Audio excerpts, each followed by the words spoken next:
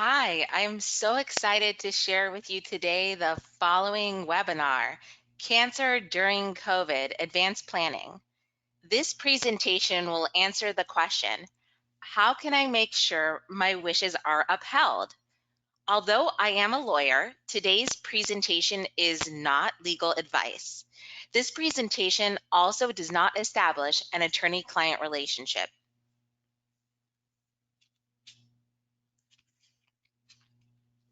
Today's webinar is part 4 of a 4-part series supported by a generous grant of the Tower Cancer Research Foundation. The series is called Cancer During COVID because the pandemic has made things more difficult for everyone and can be especially challenging for someone affected by cancer. This is the Cancer Legal Resource Center, and we are a program of the Disability Rights Legal Center based in Los Angeles, California. We help people nationwide. We are an educational model, and we'll do intakes in English and Spanish, and also have a language line for speakers of other languages.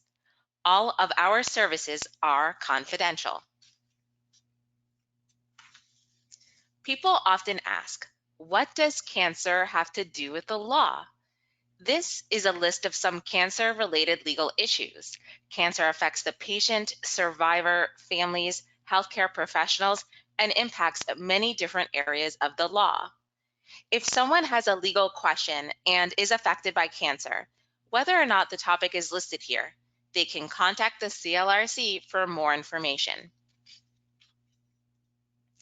The CLRC also has a professional panel, which includes attorneys from across the country who help those with cancer if a caller needs help with a matter in their state and practice area. You saw on the previous slide the practice areas that attorneys handle, but just to recap some of them: landlord-tenant, health insurance matters, medical malpractice, estate planning, employment law, and divorce law. It's a minimal commitment. All that the attorney agrees to is a half-hour consultation. It's very easy to apply. I'm going to do my best to leave time for questions at the end of the webinar. Hopefully, I will be able to answer your questions, but if I'm not sure, or if you have questions that come up down the road, this is the best way to get in touch with us, either filling out an intake on our website or calling our toll-free number to leave a message for someone to call you back to complete an intake. All of the information we provide is free, though we do not provide legal advice or direct representation. The CLRC also maintains a library of fact sheets on our website on a variety of cancer-related legal issues, including a resource called our Patient Legal Handbook. The handbook provides a brief overview of many of the most common issues and questions that people living with cancer and their families have. And we'd like to give a special thanks to the handbook's generous sponsors, the American Cancer Society and Breakaway from Cancer. If you're interested in receiving a large number of copies of our handbook, please submit a bulk order on our website. We also have PDFs of the handbook in English and Spanish available to download for free. Our webinars are always free and cover a wide variety of topics. On your screen is the YouTube link to watch our past webinars. Also, this webinar will be available after, so it is being recorded except for the question answer part at the end, and will be available on the CLRC's YouTube page. The overarching theme of this presentation will be about advanced planning. Before that, I want to start with a little background on estate planning, as it's known as a practice area, or planning for your property, since this is typically what most people are familiar with: wills, trusts, finances, etc. Then I'll move into planning for healthcare and end-of-life options, such as options that a person has with respect to treatment or lack thereof at the end of his or her life. We'll finish off with planning for your wishes for others that are in your care. Finally, I'll open up the presentation for questions and about the ways to ensure that your hopes, fears, and priorities will be documented in a way to ensure that your wishes will be honored as much as possible. Advanced planning is something you're doing both for yourself and your family. By planning ahead, you are making sure that your wishes are carried out regarding your property and medical treatment. You're also reducing confusion and disagreements between family members. This is called advanced planning because it is crucial that these documents are prepared before you need them. So thank you for being here. Regardless of needing to physically be able to create the documents, often if someone waits until they are heavily medicated or extremely sick, there is an increased likelihood that these directives may not be followed. There are many free forms available online. A lot of serious issues can present themselves when someone becomes incapacitated or dies without any of these official documents. If doctors need someone to make medical decisions on your behalf, they might turn to someone you'd rather not have put in charge.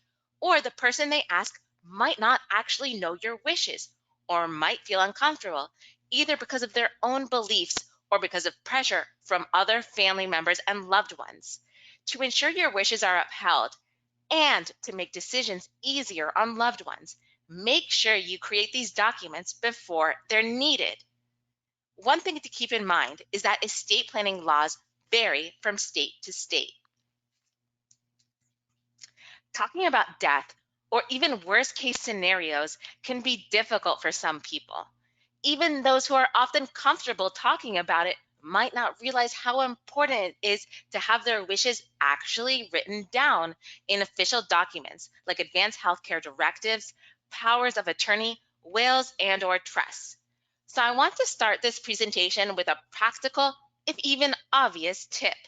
It's important to document your wishes. Even if you think that everyone, friends or family, know what you want, if it's not in writing, then it may not be sufficient. Whether to be recognized by the courts, financial institutions, or even friends or family. This is true when it comes to decisions about healthcare, as well as decisions about dividing your property. So let's talk about how you can go about documenting your wishes. First, we'll start with documents for your property and then for medical treatment. Part one of this section will talk about advanced planning in terms of people and property. We'll talk about the cool tools you can protect your assets, decide who gets what if you're no longer living, property and/or dependents, and designate someone to manage your property and finances if you become unable to do so. Second, we'll talk about advanced planning in terms of your healthcare. This will include the tools you can use to document any specific wishes you may have concerning your treatment you want and don't want in a medical emergency, and to name someone to make healthcare decisions for you if you become incapacitated. And as you know, this is the last webinar for the Cancer During COVID series. And the reason that we chose this topic is because one thing that COVID made very clear is that in some cases, health can change very dramatically and can be something that one cannot predict. The first step is to think about your estate. When we talk about estates, we aren't referring to places like downtown Abbey. Your estate consists of all property or interest, percentage, time period, etc. in property which you own, no matter how big or small. The simplest examples are those assets which are in your name alone, such as bank accounts, real estate, stocks and bonds, and furniture, furnishings, and jewelry. Once you have an idea of what property you have, you can begin to think about who you would like to give your property to. In addition to informational handouts about advanced planning, the CLRC has several forms available on our website, theclrc.org, including the personal records file and taking care of business forms, which can help you get organized and gather in one place all of the personal and financial information and copies of important records and documents that your loved ones will need. Note about debt. Student loan debt might be able to be discharged depending on what kind of loans you have. So if someone has a terminal diagnosis or is on SSDI or permanently disabled, that person might want to look into student loan discharge. For those of you who do own property, it is important to understand how exactly that property is owned. Remember, you can only give something away that is entirely yours. If you own a share of something, you can only give away your share. Two types of ownership are sole and joint, which is owning something with another person or persons and is all the names on the title. Joint ownership comes in different forms. Some common types are with rights of survivorship or as community property. Joint ownership with rights of survivorship means that when one of the owners dies, the other owner takes full ownership of the property automatically, so none of the property is inheritable. Community property, as opposed to separate property, is determined by state law. Community property means that all property accumulated by two spouses during their marriage becomes joint property, even if it was originally acquired in the name of only one partner. Each spouse owns one half of the couple's property in community property states, and therefore, when a husband or wife dies, only one half of the marital property is inheritable, since the surviving spouse owns one half of the marital property. California, for example, is the community property state, but property laws vary from state to state, so it is important to consult an attorney in your state to find out what ownership rules apply to any property that you own individually or jointly that may have been acquired in other states. One very basic tool for advanced planning is a will. A will is a document where you basically lay out who you want your property to go to, but there are formalities to create a valid will. The rules about what constitutes a valid will are determined according to state law. So it is important to consult local resources or call us at the CLRC to find out how to create a valid will in your state. There are generally three ways to create a will. The first one is a holographic will. The second one is your state's statutory will. Or number three, to have your will prepared by a lawyer. The first type, holographic, means written in the person's handwriting, and that's the third one on your screen at the bottom. It is not recognized in every state. Usually they don't have to be witnessed. Other wills often have to be witnessed by at least two uninterested parties. California recognizes holographic wills. A statutory will, and that's in the middle of your screen, is when you fill out a statutory form online, have two witnesses sign it, and have it notarized. Only a few states provide statutory will forms. They are California, Maine, Michigan, New Mexico, and Wisconsin. Another way to create your will is to hire a lawyer. A qualified estate planning attorney can make sure that your will conforms with state law. The attorney can also offer suggestions and help you understand the many ways property can be transferred, which may be economical in the long run for you and your beneficiaries. If you do have a more complicated estate, it does not hurt to have an attorney look at it. They do not have to draft it, but they can look it over to make sure it's in compliance with state laws. If you're looking for an attorney, don't be afraid to ask about upfront costs. Most estate planning attorneys deal with complicated matters on a regular basis and should be able to tell you what you should expect to pay. Some will charge hourly, others will charge a flat rate for a will. It's definitely possible to ask in advance so you know what you might have to pay.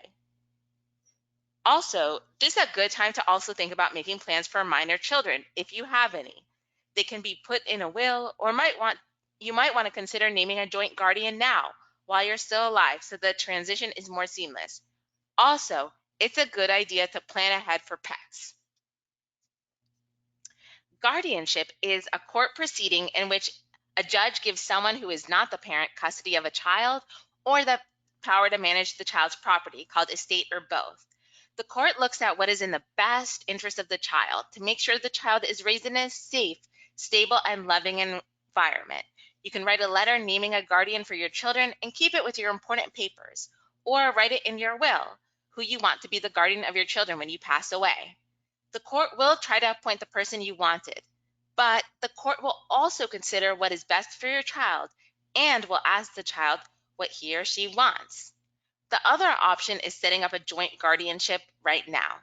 You can ask the court to appoint a joint guardian for your children. This can make the transition easier when someone comes to pass away. It can also give you the comfort of knowing the child will be safe with the guardian you choose. If the court approves this joint guardianship, both you and the guardian will act as parents while you're alive. And when you pass away, the joint guardian will have full custody of the child without another guardianship hearing. Also, third parties. A court can award the custody of a child to a third party, usually a grandparent or a close relative. If there are multiple children, a court can separate the children and split the custody between parents if it is in the best interest of each particular child. Ordinarily, however, the best interest of a child will be to live with that child's siblings. Don't forget to review assets that you may have set up years ago, for which a beneficiary is already named. Some common examples of these include life insurance, IRAs, individual retirement accounts, qualified retirement plans, annuities. That's an investment paid back in an annual sum. Some of these may not be changed by the writing of a new will. Speaking with an attorney and/or consulting the rules of the policy may be required. You should also review your will when there are any major changes in your family, such as births and deaths, when the value of your assets significantly increases or decreases, or when you purchase or sell a piece of real estate. If you move to another state, you will need to make sure that your will complies with the new state's laws. You may need to talk with an estate planning attorney in the new state. In California and most states, there are two options to revoke a will. Number one, creating a new will that specifically revokes the old one, or destroying the will by a physical act. A will can also be changed through what's called a codicil, which is a legal document that must be drafted and executed in accordance with the same state laws which apply to wills. A codicil is simply an amendment to your will. For example, if your state requires two disinterested parties to make a will valid, you will also need two disinterested witnesses to make a codicil valid. And just for example, in California, a will or any part thereof is revoked by any of the following: a subsequent will, which revokes the prior will or part expressly or by inconsistency, being burned, torn, canceled, obliterated, or destroyed with the intent and for the purpose of revoking by either the testator or another person in the testator's presence and by the testator's direction. Okay, so you see on your screen a chart. You don't have to memorize it. It's just so you can see visually what I'll briefly go over. What happens if you don't set up a will? If someone dies without a will, this is referred to as dying intestate. State law will determine where your estate will go. So in other words, if you don't create a will, the state kind of gives you one. So you might as well create a will and decide actually how you want things to go. There's a list of heirs preset by law that courts will reference to distribute your belongings, which may not result in your property being distributed the way the courts assume you would have wanted. For example, if you die without a spouse or children, your estate might go to your parents if they're still alive, rather than your brother or sister. You might have preferred that it be split among all of them. If you have no will, you have no say about this. If you don't own much by way of property, maybe you don't really care about having a will in place. However, remember that pets do count as property, and people often forget to make plans for them. So, as you could see, here's what happens in California. If you die with children but no spouse, parents or siblings, children inherit everything. Spouse but no children, parents or siblings, spouse inherits everything. Parents but no children, spouse or siblings, parents inherit everything. Siblings but no children, spouse or parents, siblings inherit everything. A spouse and children, the spouse inherits all of your community property and 1/2 or 1/3 of your separate property. Children inherit 1/2 or 2/3 of your separate property, depending on whether there remains more than one child and or descendants of more than one child. And this is true except for life insurance policies, joint accounts, and property held in joint tenancy with right of survivorship, because you have already designated beneficiaries for those assets. So it doesn't matter whether or not you have a will with respect to these types of assets. In case you were curious, if in California, if you die with a spouse and siblings but no parents, the spouse inherits all of your property and 1/2 your separate property.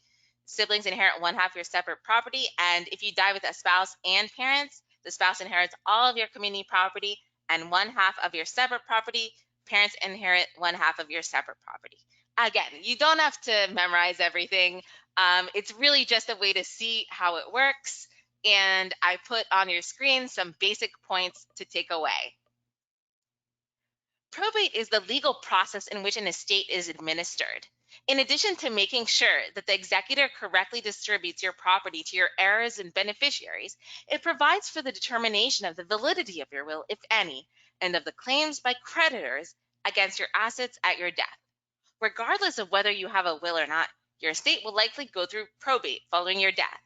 Some states, including California, allow smaller estates to skip probate if the value of the estate is under a certain amount of money, under, let's say, around 166,250, but your family or whoever is handling your affairs after your death will likely have to file something with the probate court to get this exemption. Probate can be costly, attorney fees, statutory fees, etc., and time consuming. It's also public. The provisions of your will and the value of your assets become a public record. So if you'd like to avoid probate, one way to avoid the probate process is to create a trust. A trust is an arrangement whereby one person, called a trustee, holds legal title to property for another person, called a beneficiary.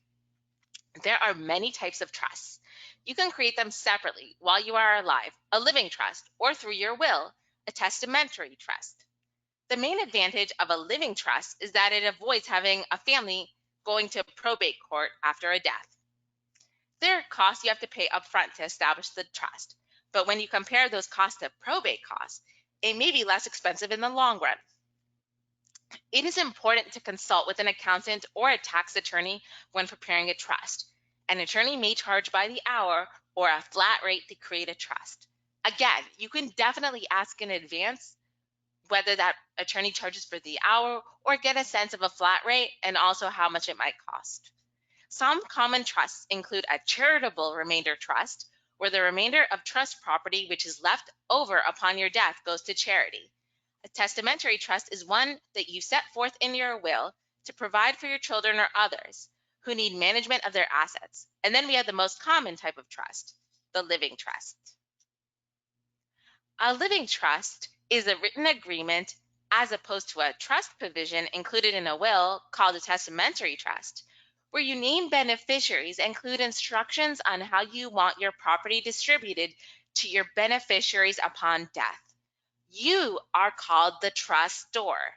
You also name the person in charge of managing the trust, known as the trustee, who is responsible for distributing the property in the trust directly to the beneficiaries. You can name yourself the trustee of the trust until your death, when the assets of the trust will go to your beneficiaries. Once created, the trust must also be funded. The funding of a trust is simply the transfer of assets from your name to the name of the trust. Deeds to real property must be prepared and recorded, bank accounts transferred, and stock and bond accounts transferred as well. Trusts are more commonly created for more complicated or larger estates.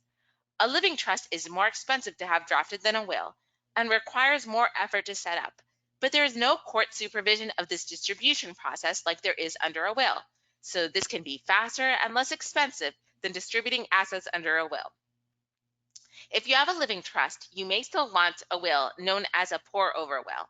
A pour-over will directs any property that is not already in your trust to be put in the trust at your death. So for example, if you buy a car or other property during your life and you don't go through the process of placing the new property in your trust as you acquire it, you would need to have a pour-over will to make sure all the property ends up in the trust. I know this is a lot of information, and so the good thing is that this webinar is recorded, so you can really focus on listening and understanding. You don't have to memorize anything, and you can definitely pause and rewatch this webinar and focus on the parts that you might want to go over. So this is just a brief slide in terms of whether the state will take someone's home if they're on Medi-Cal. So For individuals who die on or after January 1st, 2017, Medi-Cal recovery claims have been severely restricted.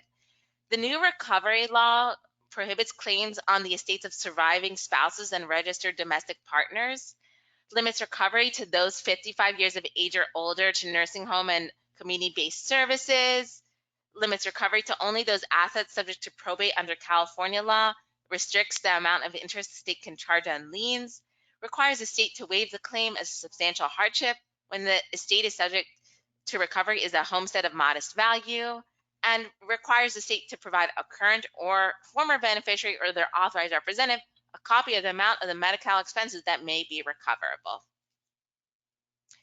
So that's just a brief overview. And now that we have a foundation into estate planning, I'll start answering the rest of the questions and showing which tools you may want to consider to ensure that your wishes are being respected. The next tool that is helpful for advanced planning is a financial power of attorney. This is a tool you can use to designate someone to manage your property and finances if you become unable to do so. But what if you need help managing your property now? Many cancer patients who are facing the end of their lives or are going through treatment often need assistance in managing their financial affairs well before they are at the end of their lives, such as during hospital stays. A power of attorney for financial affairs is a legally binding document that you prepare or have prepared for you to sign, where you choose a trusted person, then known as your agent, to act for you if you become incapacitated, unable to act or speak on your own behalf. Whether or not you are incapacitated is determined by a doctor or a judge. For any power of attorney to be valid, it has to be signed and might have to be notarized, depending on your state's requirements. It will end as soon as someone passes away, so your agent won't have authority over your financial affairs. If you have a will, after you pass away, your will takes effect. Side note, you might also want to check with your bank account about whether they have their own forms they want filled out. Even though they have to honor your power of attorney, it can make it easier for everyone involved if the bank's own forms are also filled out. The two most common types of power of attorney for financial affairs, you can see them on your screen, are durable and springing. If a person wants an agent to start making decisions for them today, and for that agent to continue making decisions for them when they become incapacitated, they would create a durable power of attorney. A durable power of attorney will start now and stay into effect when you become incapacitated. If someone wants an agent to act only when they are unable to make their own decisions, when they're found incapacitated, they would create a springing power of attorney. That's the most popular one.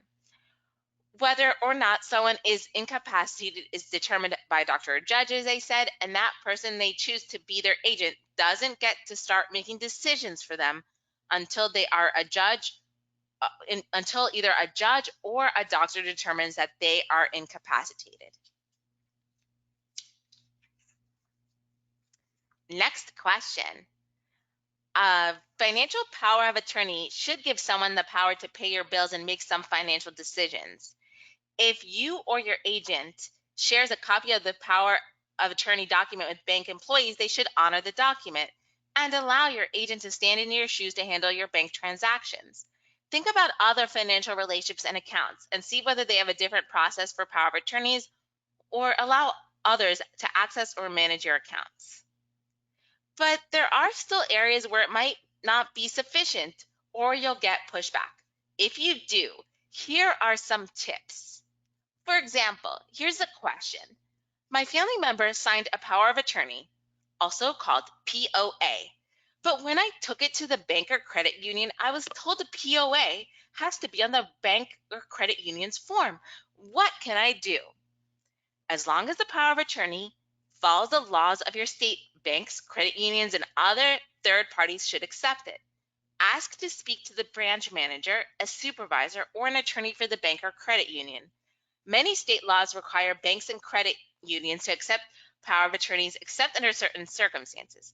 For example, if the bank or credit union believes the power of attorney is forged, knows that the power of attorney was revoked, or believes that the person who created the power of attorney is being abused or exploited by the agent. If you continue to meet resistance, you may be able to get a court order mandating acceptance of the power of attorney, and the person refusing to honor it may have to pay your attorney's fees and the cost of taking him or her to court. Here's another question. I would like to be able to have my friend or family member help with my bill paying and banking. What are my options? So there's informal help with money management.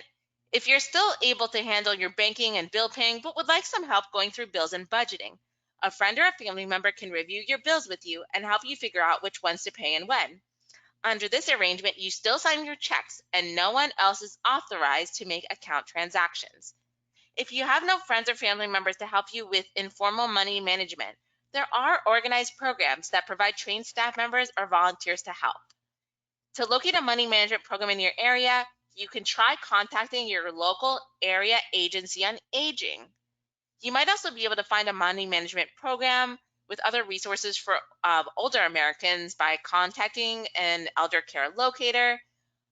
If you get help from a money management program, you can check on whether the program has insurance or bonding so your money is protected in a worst case scenario involving mismanagement or theft by the person assisting you.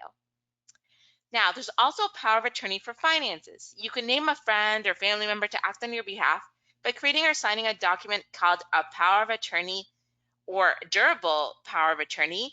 In that case, your bank account will remain in your name only, but the person you name in your power of attorney, your agent, can help you with banking. Again, give considerable thought before you grant anyone power of attorney, as he or she might withdraw money from your account for reasons that you do not specify. Now that we've covered a bit about how to plan for your property, let's move on to talking about the tools for planning your medical treatment or instructions for foregoing at the end of their life or when someone is not able to make decisions for themselves. Spoiler alert, no one lives forever. So even though this is a really difficult conversation to have, and especially if someone is dealing with cancer, it might even be more difficult to have this conversation. Even someone that doesn't have cancer, so far, no one lives forever. So the requirement of each of these that you see on your screen might vary by state law, meaning every state might have a different law. So if you have more specific questions on what makes sense or what makes these documents valid, call the CLRC or contact an attorney in your state. Here's another question. Once you've made this decision, there are ways to cement it and also make sure some of the process is easier. By being clear on what you want, you take the uncertainty of whether someone else made the right decision. Instead, they'll know what they did was what you would have wanted.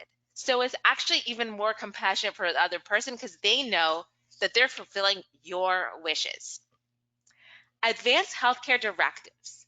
They are written instructions that state a person's wishes about the healthcare and treatment they want to receive if they are unable to make decisions for themselves. Advanced healthcare directives are intended to avoid unwanted care, reduce suffering, and ensure that a person's wishes are honored at the end of their life.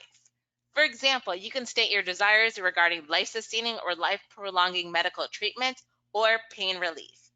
In California, just by way of example, there are 4 parts to an advanced healthcare directive. A power of attorney for healthcare, meaning, in other words, an agent patient advocate. Instructions for your healthcare, that's number 2. Number 3, organ donation. And number 4, primary physician identification. You can see the website on your screen. That's a place where you would be able to get an advanced healthcare directive form for free. So let's break it down so we can all make sure to understand it. Power of attorney for healthcare, or depending on what your state calls it, it might be slightly different based on your state. Name someone, a relative, friend, or someone else whom you trust to make medical decisions for you when you're not able. A power of attorney deals with all medical decisions unless you want to limit it. You can also give specific instructions about treatments you want or don't want, or about any other issues that concern you.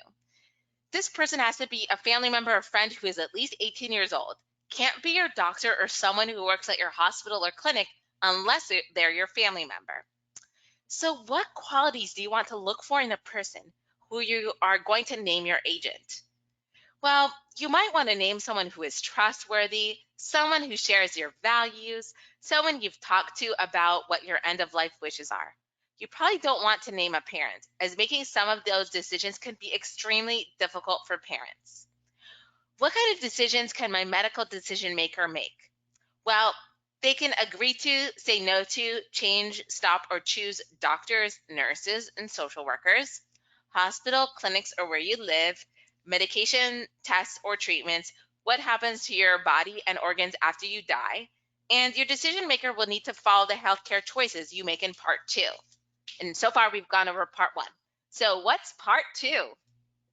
Part two is on the screen at the top, but it's a little small on your screen, so I just wanted to point it out. You can also give specific instructions about treatments you want or don't want, or about other issues that concern you.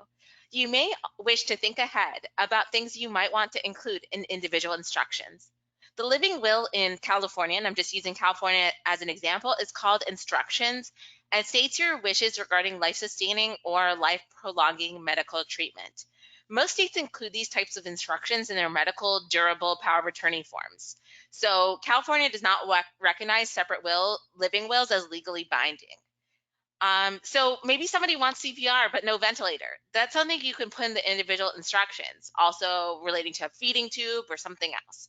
So it's really good to consider these. And even if you think that someone knows what you want, then why not write it down and specify it so you can make sure that it's very clear. To donate organs, simply write down what you want to donate. If you want to only donate your heart or lungs, you can specify that.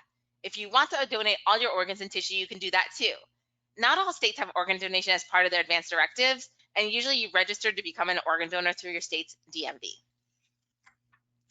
Part four is the simplest part of your directive because you just write down your primary doctor's name in case anyone has questions about your medical history. It's important to remember to update this part of your directive if you change primary physicians. Again, not all states include this in their advanced healthcare directive. All right, so another tool for planning ahead for your healthcare is called Physician Order for Life-Sustaining Treatment, or POST. Similar to Advanced Directive, which addresses pain management, resuscitation, and feeding, but the POST is completed with approval of both the patient and the physician and guides emergency medical treatment. It has the force of a physician's medical order and remains with patients wherever they receive care. It should go in the patient's medical file and be attached to the patient's chart. And as you can see on your screen, it's usually on a bright pink form so that it can be easily located, in contrast to an advanced directive. The doctor or family members might not know where that document is. Either way, be sure and let people know you've created them. A POST form also includes directions about life-sustaining measures in addition to CPR, such as intubation, antibiotic use, and feeding tubes. The POST form helps medical providers understand your wishes at a glance, but it is not a substitute for a properly prepared advanced healthcare directive. So just to recap, what are the primary differences between an advanced directive and a POST form? An advanced directive for anyone 18 or older provides instructions for future treatment, appoints a healthcare representative, does not guide emergency medical personnel, guides inpatient treatment decisions when made available. POST is for people with serious illness at any age, provides medical orders for current treatment, guides actions by emergency medical personnel when made available, and guides inpatient treatment decisions when made available. Again, with COVID, certainly we've learned and we've seen just how someone can be in a certain way of health and then all of a sudden have COVID and the situation changes dramatically. Most states have laws that set defaults for surrogate decision makers. These laws generally provide a hierarchy of authorized family decision makers who can make medical treatment decisions on someone's behalf. If there is a spouse, usually that's the default. More than 20 of these statutes, meaning laws, now specify that a close friend, familiar with the person's values, can make the decision if none of the listed family members exist or are available, And approximately 11 states have developed a mechanism for unbefriended patients, usually involving choices by designated physicians, often in conjunction with other physicians or ethics committees. Because approximately two-thirds of Americans lack advanced directives, some of these default rules are important, especially when it's someone who knows you better than the doctor does. They'll see you when you're in pain and be able to communicate to the doctor for you if you cannot. Currently, 44 states approximately have enacted surrogate consent laws. And so states which have adopted these provisions recognize the importance of alternative means of consent to healthcare in absence of advanced directives. End of life treatment. There are some things to keep in mind when creating advanced directives or discussing your wishes with your loved ones. So, why plan ahead for healthcare? Because in every state, people who are at the end of their lives have certain rights regarding end of life treatment, and planning ahead ensures that your rights will be protected. Aside from thinking about someone's mortality, it can actually be really empowering to think about how you want your wishes to be specified and what you really want to happen. These rights include right to palliative care, care that focuses on pain abatement rather than prolonging life, right to refuse food, including through a feeding tube, right to refuse medical treatment, right to palliative sedation. It can help allay people's fears about pain if they know they have this right if it gets too bad, right to have pain adequately managed, right to have wishes upheld, advanced directives, or post enforced, which now you know because we just went over them. These decisions can be extremely difficult for both the patient and his or her family, especially when the patient and family members do not agree with the course of treatment or lack thereof. This is why it is important to document your wishes in an advance directive or post. Make it clear to your agent so you know your wishes will be upheld, even when you might not any longer be able to make decisions for yourself. I want to briefly mention death with dignity, also known as aid in dying, and inaccurately referred to as physician assisted suicide. It refers to a practice where a physician prescribes a lethal dose of medication that a terminally ill patient may voluntarily take to painlessly and peacefully end their life. As you can see, this practice is authorized in the following states on your screen. You can see when it has been authorized, and it's up to date. As you can see, 2021, a state even has been adopting that. So, I mean, I think that one thing to take away is the physician prescription for a mentally competent, terminally ill patient who may ingest to achieve a peaceful death if suffering becomes unbearable. And so, participation in the End of Life Option Act is voluntary for individual patients, health providers. Some providers might not be comfortable giving patients information about the act or even providing a referral. So, in that case, a patient may wish to consult with an advocacy organization or others that provide information about the End of Life Option Act and find participating providers. I'm mentioning it just so that you have a little bit of information and to clear up any misconceptions. Conservatorship. What if your loved one did? What if your loved one did not plan ahead? Conservatorship is a judicial procedure that appoints someone to take charge of a person's legal, financial, and personal affairs when they are deemed not legally competent. And as we're ending this presentation, I want you really to reflect about how much we've covered and how much you've already learned in this jam-packed hour. So I hope you take a moment to appreciate that as we go over the last part.